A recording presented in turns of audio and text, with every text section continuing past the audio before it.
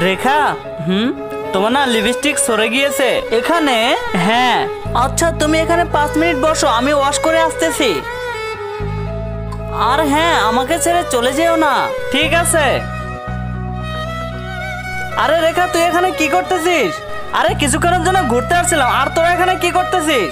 আরে আমরা মুভি দেখতে যাচ্ছি, তুইও চল আমাদের সাথে। আরে রেখা আবার কোথায় চলে গেল? এত সময় হয়ে গেল তবুও আসতেছে না। মুভিটাও অনেক সুন্দর ছিল, তোরা থাক, কালকে দেখা হবে, বাই।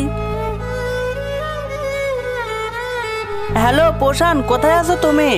আমি তো ওখানেই বসে আছি যেখানে তুমি আমাকে ছেড়ে চলে গিয়েছিলে। কিন্তু তার আগে তোমার কাছে কোনটা সব থেকে বেশি দামি, 1 বস্তা টাকা নাকি মা বাবা? যদি মা বাবা হয় ভিডিওতে একটি লাইক করে চ্যানেলটা সাবস্ক্রাইব করে দিও। লাইক সাবস্ক্রাইব যদি তুমি না করো তাহলে আমি বুঝে নেব তুমি মা বাবাকে একটুও ভালোবাসো না। কি, তুমি এখনো এখানে বসে আছো? আমি ভুলে গেছিলাম, সরি। কিন্তু তুমি আমাকে কল দাওনি কেন? রেখা, আমি যদি তোমার কাছে এতটুকু ইম্পর্টেন্ট থাকতাম তাহলে তুমি আমাকে না বলে কোথাও চলে যেতে পারতে না।